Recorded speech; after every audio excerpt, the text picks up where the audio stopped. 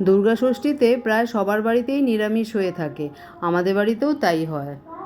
তাই মহাষষ্ঠীর মহাভোজে আজ নিয়ে এলাম হিঙের কচুরি, বাহারি আলুর দম, সিম্পল ছোলার ডাল আর ছানার জিলিপি।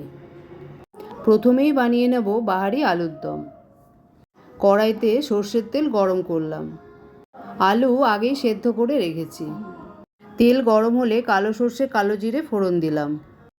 তারপর একে একে দিলাম কারি পাতা আর চেরা কাঁচা লঙ্কা। এরপর ছোট 1 চামচ হিং দিয়ে বেশ গন্ধ বেরোলে দিয়ে দিলাম সেদ্ধ করা আলু। ভালো করে নাড়াচাড়া করে এরপর দিলাম স্বাদ মতো নুন আর চিনি।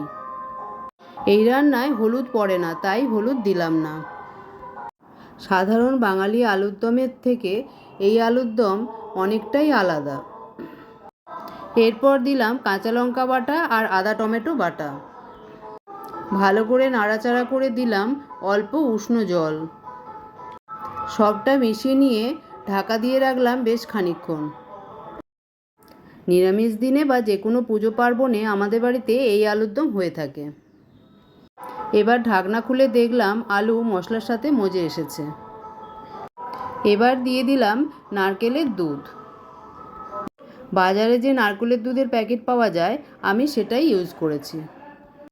এবার ভালো করে নেড়েচেড়ে আবারও ঢেকে রাখলাম। 1 কিলো আলু হলে ছোট 1 প্যাকেট নারকেলের দুধ লাগবে। কিছুক্ষণ পর ঢাকা খুলে দেখলাম বেশ মাখা মাখা হয়ে এসেছে। এবার উপর থেকে বাড়িতে বানানো শাহি গরম মশলা ছড়িয়ে দিলাম। ভালো করে নাড়াচাড়া করে নামিয়ে নিলেই রেডি বাহারি আলুর দম। ষষ্ঠী বা অষ্টমীতে বানিয়ে ফেলতেই পারো এই বাহারি আলুর দম। এবার বানিয়ে নেব আজকের মিষ্টি ছানার জিলিপি। নিয়েছি জল ঝরানো 250 গ্রাম ছানা আর বড় 1 চামচ জল ঝরানো টক দই। আর আছে বড় 1 চামচ ময়দা, ছোট 1 চামচ গুঁড়ো দুধ আর সুজি। প্রথমে ছানা খুব ভালো করে মেখে নিচ্ছি। এরপর একে একে গুঁড়ো দুধ, ময়দা, সুজি মিশিয়ে নিলাম। ছানার সাথে সবটা যেন খুব ভালো করে মেশে এইভাবেই মেখে নিতে হবে। কিছুক্ষণ এইভাবে মেখে নেওয়ার পর নিলাম টক দই। ছানার সাথে সবটা ভালো করে মিশে গেলে টক দই দিয়ে আরও ভালো করে মেখে নিতে হবে। বেশ কিছুক্ষণ ধরে এইভাবে বারে বারে মেখে নিতে হবে। একদম মিহি না হওয়া অবধি এইভাবে মাখতে হবে।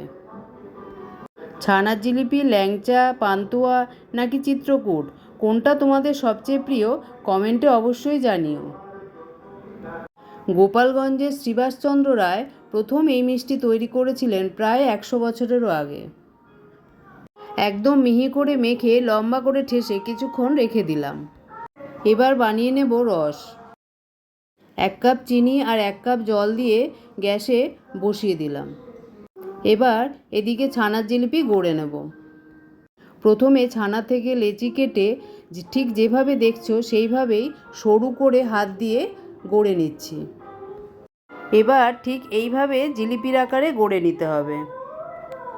দেখতেই পাচ্ছ ঠিক ছানার জিলিপির আকারেই গড়া হয়েছে। এইভাবে সব কটা তৈরি করে নিলাম। এদিকে রসও তৈরি হয়ে এসেছে। এবারে কড়াইতে তেল দিয়ে সামান্য গরম হলে এক এক করে ছানার জিলিপি দিয়ে দিলাম। এবার অল্প আঁচে ধীরে ধীরে এগুলি ভেজে নিতে হবে। আস্তে আস্তে উল্টে দিলাম। এইভাবে আস্তে আস্তে লাল করে ভেজে নিতে হবে। এবার তুলে নিয়ে এক এক করে রসে দিয়ে দিলাম। এবার রসে দিয়ে সব কটা জিলিপি এদিক ওদিক করে দিলাম, যাতে সমস্ত জিলিপিতে ভালো মতো রস ঢোকে। এবার কিছুক্ষণ রেখে পরিবেশন করাই যায় ছানার জিলিপি।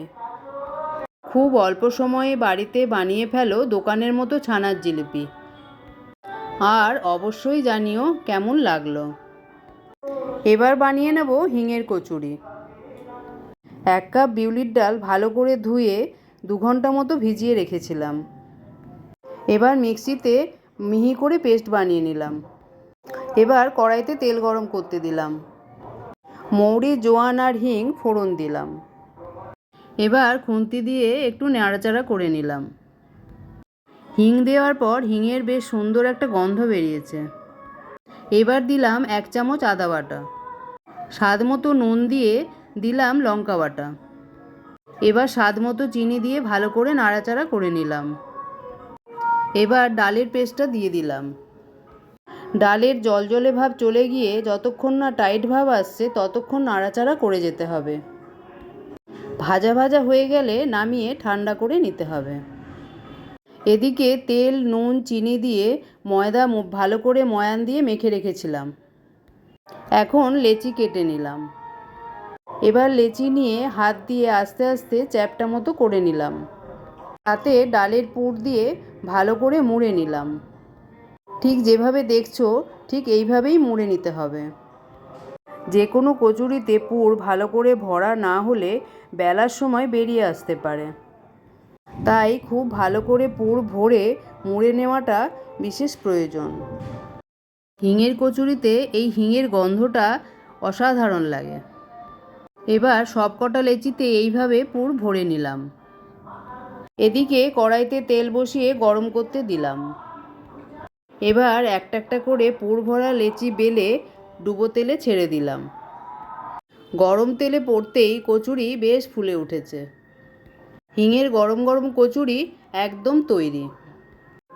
আলুর দম আর মিষ্টি তৈরি, কিন্তু একটু ছোলার ডাল না হলে কি হিঙের কচুরি জমে বলো?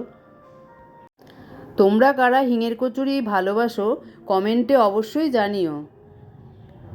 রেসিপিগুলো ভালো লাগলে অবশ্যই ভিডিওটা লাইক শেয়ার করে দিও।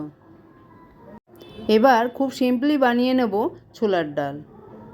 ছোলার ডাল ভালো করে ধুয়ে ভিজিয়ে রেখেছি 10 মিনিট মতো। এবার কুকারে জল দিয়ে ডাল সমেত বাটি বসিয়ে ঢাকনা দিয়ে দিলাম। হুইসেল দিয়ে ডাল সেদ্ধ করে নিলাম। কড়াইতে তেল গরম করে শুকনো লঙ্কা, সাদা জিরে, তেজপাতা ফোড়ন দিলাম। ফোড়নের গন্ধ বেরোলে দিলাম হলুদ। তেলে সবটা ভালো করে মিশিয়ে নিয়ে দিলাম সেদ্ধ ডাল। সাঁতলে নিয়ে এবার দিলাম 1 চামচ আদা বাটা। স্বাদ মতো নুন দিয়ে নাড়াচাড়া করে ঢাকা দিয়ে রাখলাম। ডাল এমনভাবে সেদ্ধ করতে হবে যাতে গলে না যায়। এই ডালে আমি কোনো রকম মশলা ইউজ করিনি। খুব সহজভাবেই বানানো এই ডাল। কিছুক্ষণ পর ঢাকনা খুলে দিয়ে দিলাম স্বাদ মতো চিনি আর গ্রেট করা খোয়া ক্ষীর।